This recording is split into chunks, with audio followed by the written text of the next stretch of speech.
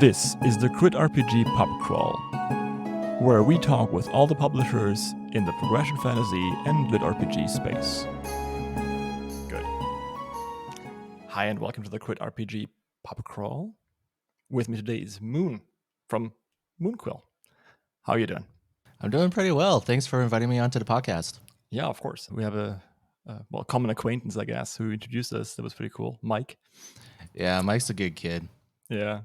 He writes Lord of the Goblins, right? Yeah. He's one of the co-authors on that. He and Hadi. Cool. Nice. How did you meet him? Mike actually reached out to me.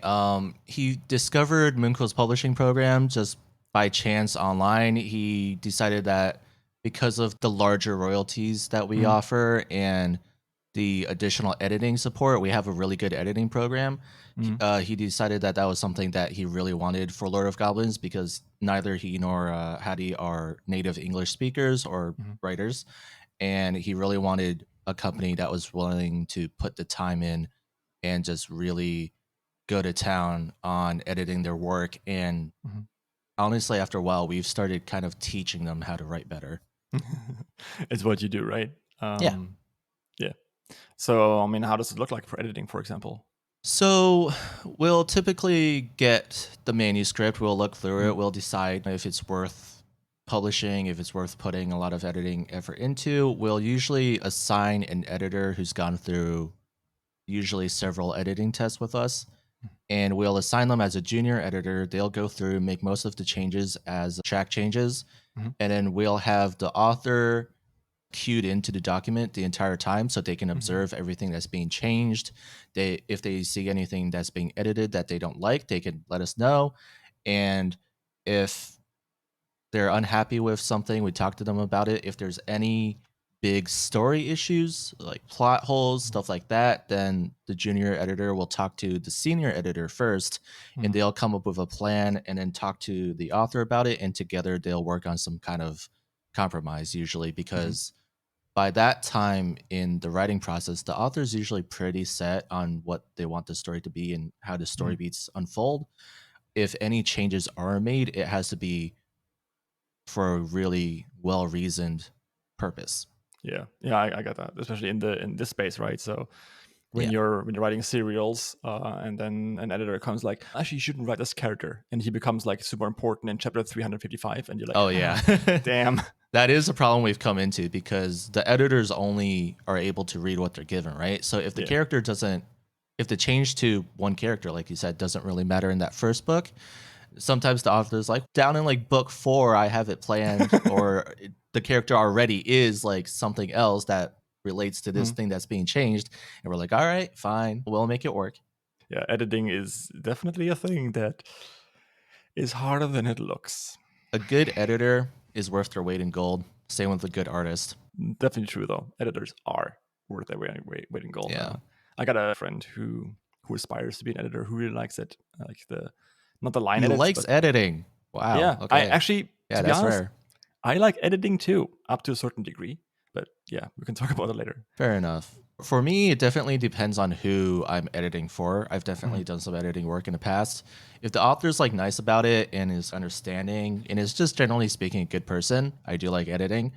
But if the editor or if the author just doesn't care or doesn't respond well to things, it's like, why am I even doing this? You know?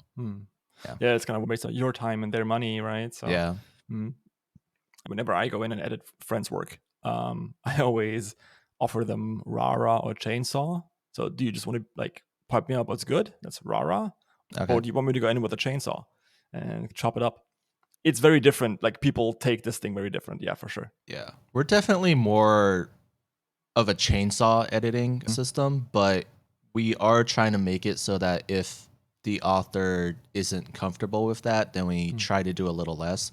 We obviously still want to get it to the quality that we expect, but we are working on being more flexible in the way we get there. How many editors do you have? Like 5. Okay. Yeah. Nice. Pretty good. Awesome. Who's your senior editor, if you want to say? Yeah, so we have one main senior editor. That would be Ree. She's our publishing director, actually, but she just goes in at the end and makes sure everything's good. The other person who might be up for senior editor is a person who's actually on his honeymoon right now. His name is Vince. He does a pretty good job. The only issue with him as a senior editor is that he's very critical of everything. Is because he's passionate. He'll read something, and if he's not in complete agreement with it, he'll go to the author and he'll give a impassioned 20-minute speech on why the author could do better in this one paragraph section. And I'm just like, Vince, like, you're bothering the author here. I get it, you love it, but tone it down a little, man. But yeah, he's good. They just care a lot. And I think the reason the authors haven't really been pissed off by Vince's impassioned speeches is that they get that he's just trying to help them, and that's what we do. Yeah, absolutely. It's a good skill to have, to be nice when you're pissed off. Yeah. Pretty cool. How did you then start the entire thing? So did you just gather a group of friends on a quest and... Yeah, a lot of us actually came from Web Novel. When Web Novel first launched, I was actually a participant in Web Novel's $20,000 contest, the Beyond the Language. They messaged me on WeChat, actually, and one of their editors was like, hey, you won. This was one of the ways he gave us to reach out to you. Can you start posting your story on Web Novel Originals? I did, and I was like, a month later, I was like, hey, so you told me I won. So what place did I get? Where's the money gonna be? And they just never paid. And then the Web Novel's original contract obviously came out and absolutely sucked. A bunch of us were in a writing Discord. It was like a private Discord with maybe like 30 people in it. And about half of the top 50 originals on Web Novel at the time was in there. And we basically all came together and agreed that we didn't want to post on Web Novel anymore, so we were going to try making our own thing. Obviously, we were quite naive at the time. Making a Web Novel platform is not very easy. And we also got found out by Web Novel in the middle of it because one of the authors who we'd invited along for the ride was kind of dumb and started talking about it in the Web Novel Originals Discord. So one of the staff members saw that and was like, wait a freaking second. Something's going on here. So we had to rush our launch. The website was a little bit buggy. We just didn't want our like momentum to completely die out because we weren't going to be able to post on Web Novel anymore because they knew over the next few months a few of the authors left. We lost the Web Novel platform. It did pretty well for the first few months, but just because of how we rushed the platform, it didn't do too well because there were just problems everywhere. The base functions worked, but everything beyond that was just kind of a mess, and still kind of is, honestly. The platform's a lot more stable than it was, but we're still missing a lot of fairly critical pieces. But because we lost that initial momentum because the platform just wasn't that good, we needed to find ways to pivot, right? Because Moonquil is a business. We were losing money. We said, why don't we try publishing? Because at this point, several of us had already self-published our books on Amazon and done pretty well. Thousands of dollars, just some of them were actually lit RPG authors, like Pagaz. He done really well on audiobook. I think he made like $10,000 like the literal month we were talking about moving to publishing. And we were like, well, we'll try it. We did it with a few of our own books. It made enough money for our business to just continue. So we were like, all right, this is somewhere where we can expand. And there's another writer, Ink Bamboo, who loves doing research. So he just researched everything that you could possibly know about publishing to Amazon. And we just took that information and just said, all right, we're just going to make a publishing program. We're going to try and get some authors to work with us. And we're just going to keep that going. And a few months down the road, we were reached out to by Mike and Hattie, edited Lord of Goblins. That became our flagship series. After we launched it, started making audiobooks out of it, started making a webcomic out of it. And now we're trying to set our sights a lot higher. We've experienced We're expecting about 3,000% growth from last year to this year, and it might be a little optimistic, but I'm hoping for similar growth from this year to next. Yeah, that's pretty good. Yeah. Growing 3,000% is a pretty good growth. Yeah. Yeah. Even if you're just starting out, right? Even if the base number is low, Yeah. that's still very good. Yeah. The base number from last year to this year was pretty low, but from this year to next year will be much higher. But I'm still pretty hopeful. We have a lot of things being set up. We're also being a lot more aggressive in terms of reaching out to authors. For a long while, just because we were lacking in personnel, we mostly just relied on authors reaching out to us and then working on those. But now that we have better infrastructure, we have relationships with other companies in the space and beyond the space. So we really feel that we are ready to take that next step and really just work with some bigger authors and provide any authors that we're signing with the proper amount of resources and support that they require to become successful. I imagine it would be hard, right? So to get a foot in the door there. But you do already have big authors, right? Maybe that's something. Oh, yeah. And we have Mike and Hattie. They've obviously done pretty well with Lord of Goblins. That's a fairly big IP now.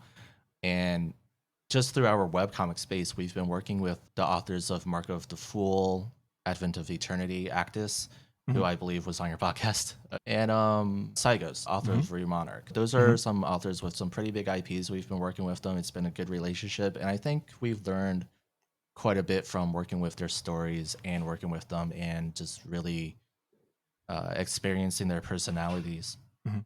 You're doing this in partnership with another publisher. Yeah, this is in partnership with Athon Books. Okay, yeah. Okay. Pretty cool. I'm excited to read all of those comics. Yeah, they're looking really, really good. I gotta say, I shouldn't have favorites because I'm the main producer on all of these, but my God, Mark of the Fool looks amazing. I'll show you after the podcast. It looks freaking awesome. Yeah, I would love that. Yeah, I'm just reading the book actually before bed each night. Oh, really? It's a really, really good book. I can highly recommend it because it feels more like a traditional fantasy book at the beginning, and it's a progression fantasy. I think those are very far and few between. I still very much like it. It's a pretty good novel. Okay. Yeah, the art in a comic is going to look absolutely amazing. In my personal opinion, it's a top like 10% webcomic level art. It's not quite at the level of art of Solo Leveling or Omniscient Reader, but man, pretty close. Pretty amazing. All right. That brings me actually to the second question here. So what's something that you wish authors knew? So when they approach you or if you approach them, what's something that you wish they knew already or in general? A lot of people don't really know how to value their creations, their stories. And I see that a lot when people are just surprised in how much other authors are getting, because there's a lot of this stuff you're not really supposed to say to other publishers, but we hear through the grapevine of how much certain authors get offered and how much other authors get offered. And man, some people with like about the same levels of popularity, one person will get like way more than the other, like just exponentially more than the other. And I really think more authors should talk to each other about just roughly how much they're being offered, and in that way people can build a knowledge base and be more informed and negotiate based on a better well of knowledge. I also think that authors should know more about the publishing process in general, because especially for people in our space, we're mostly like fairly small press or indie publishers. There's actually not too much that we're doing that isn't learnable in a fairly short amount of time if you have access to the right resources and you have people to point you the right way, and if you have time. And that is the main issue for the authors, right? Because they're writing X amount of words per day and they need to keep their audience continuously updated. The main issue is time for a lot of them. They have the fans, they have the reach, and a lot of them just need editing and a little bit of help on the publishing side. I got a friend who has a lot of anxiety Yeah. about numbers and stats and all that kind of stuff. You're the kind of person that Royal Road implemented the hide my ratings from myself button for. Okay. I'm one of those people too. I get obsessed with ratings and, I you know, think where like, you're getting at, yeah. especially for people who are into lit RPG and the numbers, Yeah. you just stare at that number and you're just like, if that goes down, Hmm. it like ruins your day. If it goes up, Yeah. it makes your day. And Yeah. it's really easy to just be obsessed by it.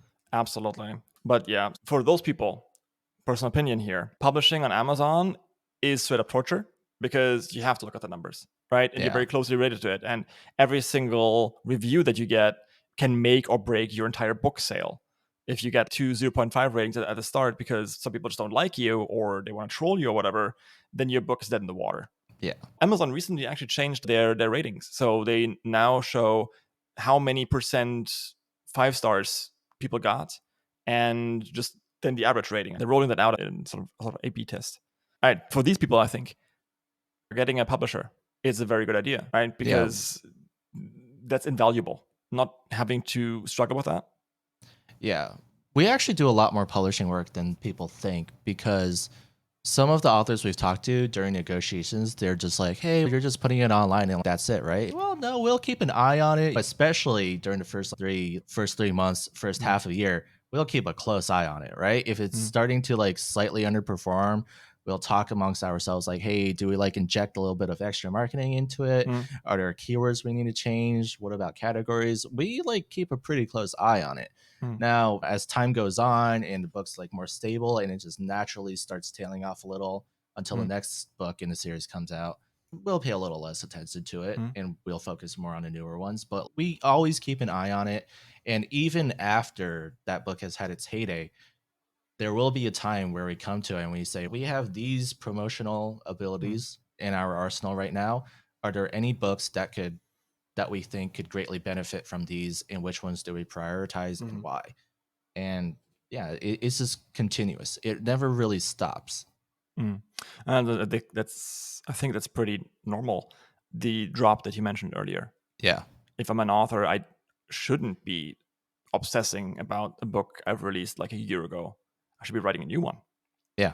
So timing is definitely key there. If it takes like 2 years for you to get the next book out, everyone's going to have forgotten, right? Yeah. Shout out to Patrick Rothfuss. Okay. Yeah. I think I'm in a pretty similar situation here where I wrote a book that was fairly popular back in 2015. I published it and I stopped writing it, but I published it after I stopped writing it. And a lot of the reviews I got on that book at the time were, hey, great book, waiting for the next one.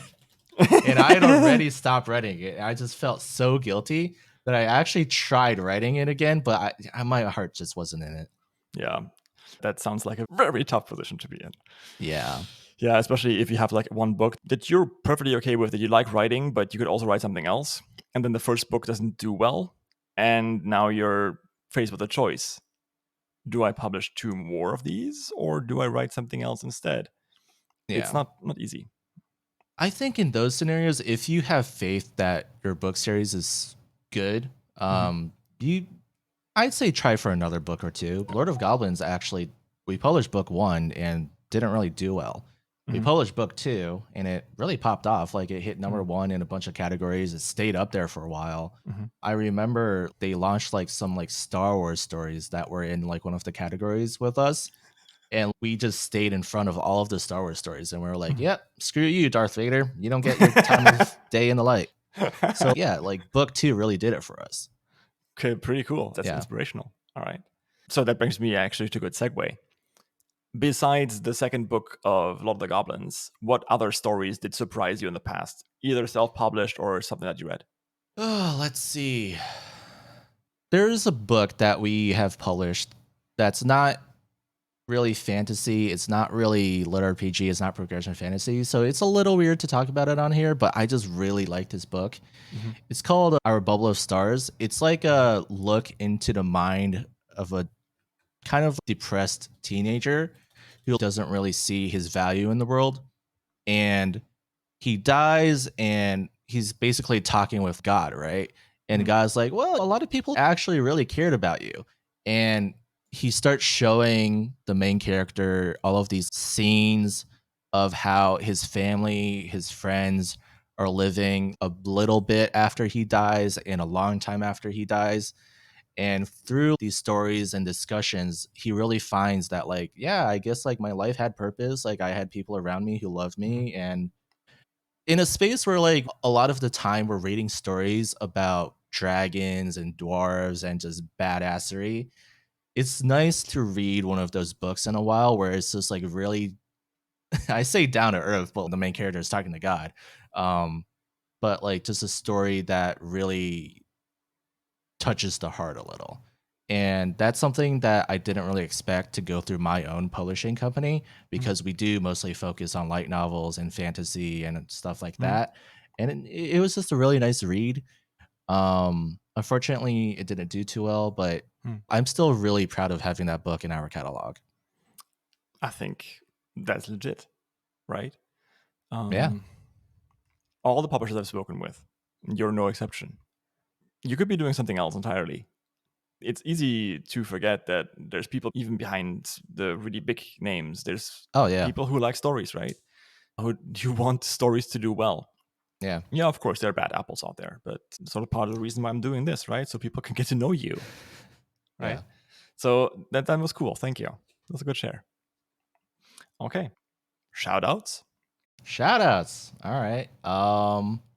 Man, I don't know. I don't have that many people to shout out. All right. Actually, I guess I do now I'm thinking about it. I probably shouldn't have said that. Shout out to Mike. He's the one who's been really pushing the next phase of MoonQuill forward, I would like to say. He's been really active in reaching out to people. He's been singing our good praises. I also want to give a shout out to Ree, our publishing director. She's been working her butt off for the last just really forever. And I'm really glad that we're getting finally to the place where she can be rewarded for all of her hard work. I also want to give a shout out to Athon Books, because they're a publisher who we've partnered with, obviously, for the Mark of the Fallen Remark webcomics. And Rhett's been giving me a lot of good advice on how to navigate things on Royal Road and just in the space in general, and in talking to authors and stuff like that. So Rhett's given me a lot of solid advice. Really enjoy talking to him. And Cool. I think that's it off the top of my head. Sorry, everyone, if I forgot you. I still care about you. We can record a session of you for 10 minutes thanking people afterwards. Yeah, I'll just write a list on my computer. I'll just like rattle off names. That's pretty cool. Yeah. I brought up our bubble of stars on my other screen. And why do you think there's so few people of color in Lit RPG? Yeah, I'm not really sure, honestly. I haven't really thought about it, if I'm being honest. To bridge the gap here for people who haven't brought up Bubble of Stars, the author is Tosin Balogun. Yep. Balogun. He's African American. He is. Yeah. Yeah, he's African American. He's a really good writer, honestly. He's one of the authors who, when we go in and edit his book, we barely edit it, because he's just really good. He's got good prose. He's barely got any mistakes in his writing. And he just doesn't really write stuff that's overly marketable, but he writes stuff that once you start reading it is really good to read. Yeah, part of the reason we want to grow is so that we can give more support to writers like him, as well as the writers who write more marketable stuff. Just because I think there should be a balance in the market of stuff that's written purely for just basic entertainment and just like hype and just interest and all of that. Numbers go up. And there should also be books out there that make you think a little more and make you experience the other emotions. And emotions in my Lit RPG? Yeah, absolutely. Yeah, what are you talking about, right? I just want to see this badass dude kill other badass things that are evil for whatever reason. Yeah. Yeah, he writes some really good books. I remember reading Our Bubble of Stars, and I was like, man, in the first 10 pages, I was like, man, this guy's really freaking angsty. He's so depressed. I don't want to read any more of this. And 20 more pages in, I was like crying. I was just like done with it. And yeah, I don't know. I really like him. I really hope we could support more people like him. And to do that, we have to grow as a company, and we're going to get there. Yeah, it's pretty exciting actually. But coming back to the question from earlier, because I think it's so weird because so many anime fans are people of color. Oh, yeah. And there's why it's really weird. I don't really know from the top of my head like any African American lit RPG protagonist. Hey, maybe it's a space for people to step into, right? There's definitely always a space for African American authors to create characters they relate to more strongly. And you're right. I never really thought about it. Like, we are definitely missing that in the space. Hey, maybe I can talk to Tosin. Yeah, maybe, right? That could be really cool. Yeah. If he's interested in writing this kind of stuff, I think for sure it could be really cool. I wonder how many Black readers of lit RPG there are, because like you said, hey, there's a lot of enjoyers of anime, but like maybe they really like anime and they just haven't really trickled into the more niche spaces that we occupy. Yeah, I'm not really sure. I'd have to look more into it. Okay. Yeah, that makes sense. We'll see where the market gets us. Maybe at some point we'll have this entire subgenre of lit RPG. Yeah. We'll see. I mean, honestly, it might be that there's just no real Black like lit RPG main characters, so they're just not that into it. Maybe. But then like you look at anime and like most of it's like Asian and white. Oh, yeah, I'm not really sure. Yeah, I don't know. Something to discuss for another time, maybe. Yeah, definitely. All right. Any closing words? I'm just gonna pitch Moonquil for a second, if you don't mind. Of course. Moonquil, we're really trying really hard to grow in 2023 and 2024. We're really reestablishing our publishing program, which, if I'm being completely honest, has been fairly dead in the water for a while. We're going to be putting a lot of resources, a lot of time and energy into it, and we're looking for a next batch of authors to really put some solid effort and resources behind. We're also, if you don't know anything about Moonquil, we're doing quite well in the webcomic space. We're one of the few Western webcomic producers who's been able to do it successfully so far. And we're really quite ahead of the pack in that space. And we're looking for IPs that will help us keep our lead in that space. And we're looking for some really good authors who are also good people to join us in moving forward in both our publishing program and in the webcomic space. What would you say would be a USP? USP? A unique selling point. Yeah, definitely the webcomics. What author doesn't want to see their work adapted into a visual medium, right? I think everyone wants their work to become, depending on the format of the media that they like most, they want to make it into a anime or a live action. It's a little hard to get there immediately. I think going into webcomics is a good way and a more accessible way now to see your work in a visual medium first. And then if that does well too, that's also easier for all of the big wigs with all of the money to visualize your work as an anime or a live action. Yeah. So it's a nice step. That sounds pretty freaking dope. But okay. So last question. We've kind of been postponing this, but what do you believe in as a publisher? Man. Asking tough questions. People told me on Reddit I should ask tough questions. That's a tough question. Well, this is a tough question. I've never really actually sat down and thought about it, but off the top of my head, I would say I think me personally, and this will translate to the rest of Moonquil because I am, the owner and CEO. I think I just want to make content that will last well after we've passed, right? Because as humans, we have a finite lifespan. I would really like for people to enjoy the content that our authors have created long after our authors have passed, long after the company has passed. A lot of people, I think, will still be reading Mark of the Fool after Trader passes along. I think a lot of people will still be reading a lot of the books, really, that are being successful on Royal Road right now. And I do think that those stories have a better chance of lasting longer as a visual medium. And that's part of what I really like about Moonquill and the fact that we're stepping so heavily into the webcomic space. I can really imagine just people 100 years from now going like, hey, what's this like old story format? It's not in 3D. I'm not being pelted by smells that are being like electronically injected into my nostrils, right? What is this? And then I can imagine them flipping through the panels, flipping through the episodes and going, hey, this stuff is pretty cool. These old people were all right, you know? So, yeah. The old millennials.